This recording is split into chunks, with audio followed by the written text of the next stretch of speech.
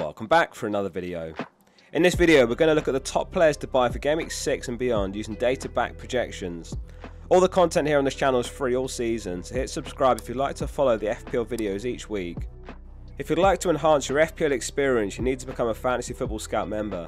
The player comparison tool is ridiculously powerful. Chuck in any players you want to compare, and you've got stuff like touch heat maps, shot heat maps, underlying data comparisons. It's got it all there, and it's one of the many tools you get as a member. Click the link in the description to become a member now. So let's start off with the goalkeeper projections. There's a few things to note here. First of all, how close most of them are over the next 5. Pope is slightly ahead, with Newcastle's next 5 being Sheffield United, Burnley, West Ham, Crystal Palace and then Wolves. If you are looking for a new keeper, or perhaps you're on a wildcard, then he is worth considering. However, Flecken's 1 mil cheaper, and he's about 1.6 points behind on the projections over the next 5. So if you can put that 1 mil to better use, then Flecken's a standout option this week. Brentford are home to Everton in Gameweek 6, who have netted just twice in their first 5 games. Two keepers who miss out here are Kaminsky and Trafford. Luton are home to Wolves and Burnley are home to Man United. However, they've both got a double Gameweek 7, so are they worth considering? The double Gameweek does feel like a bit of a trap. If you really want to back a defensive asset, then a defender makes more sense. The likes of Bell, Kabore, Anderson, Bayer, Aldakil, all of them 4 mil, so they're cheaper and they're starting defenders. Johnston's projections are low over the next 5 because of the potential risk of losing his spot to Henderson soon.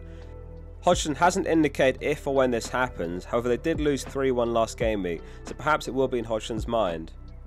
If you're on a wildcard, the Flecken and Areola rotation works pretty well long term. There's very few occasions where you're stuck deciding which to start due to both having playable fixtures.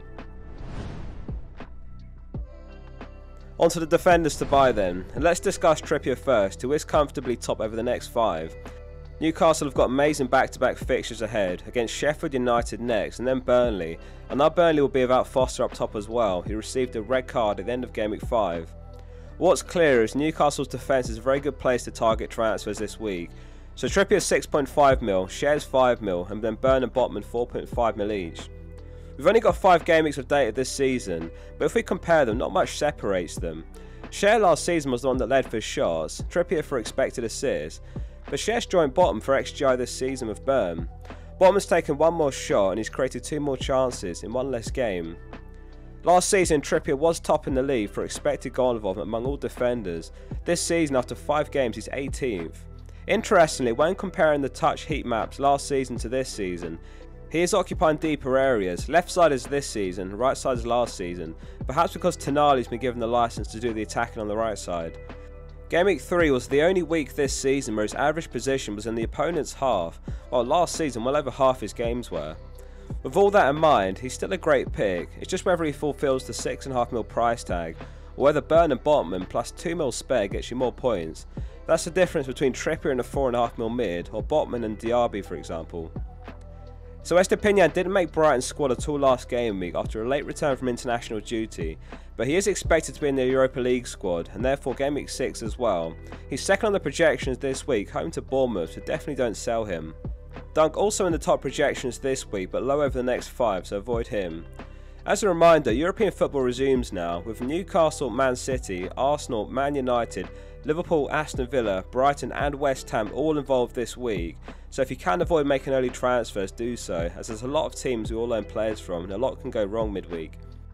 Robertson is projected 4.3 points, but perhaps in the same boat as Trippier. The question is, will he justify the price tag? He's below Trippier over the next 5 as well, so the Newcastle defender wins between the two. No cash on the projections this week, away to Chelsea, but he continues to impress.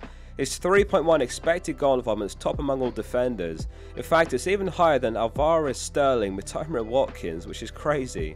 He's third in the league for non-penalty expected goals after Haaland and Jackson as well. One to consider for a Gameweek 6 wildcard. I'm still in 2 minds about wildcarding myself, but either way, a wildcard video will be out this week, so make sure you're subscribed. So let's talk about the midfielders then. It's become increasingly difficult to ignore Salah if you are a non-owner. Many of us started the season with just Haaland as the only premium and spread that money around nicely to the likes of Bruno, Rashford, Foden and Chilwell, but they just haven't delivered so far really. Liverpool are home to West Ham in Gameweek 6, which is a really good fixture on paper. Long term they've got great fixtures as well, so he needs to be in your plans one way or another. If not this week, then Game Week 9 or 10, where Liverpool's fixtures are even better. They've got Everton, Forest and Luton on the bounce. Salah's scored or assisted in 11 consecutive Premier League games now. The last player to hit such a streak was also Salah, which was 15 games back in the 21-22 season. So if you've not got Salah, plus if you've got some other issues in your team like Chilwell, Shaw, Jackson, or if you're missing some good players like Mbeumo and the Newcastle defenders, then it is a week to strongly consider the wildcard. Mbeumo second on the projections this week, home to Everton after a tough away game to Newcastle on the weekend. Unfortunate news is that Rico Henry sustained an ACL injury and he could miss the remainder of the season for Brentford.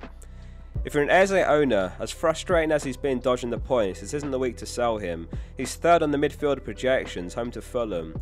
He's racked up 3.17 expected goal involvement this season, which ranks 8th among all mids. And above him is only the likes of Rashford, Maddison, Saka, Bruno, Salah and Mbeumo.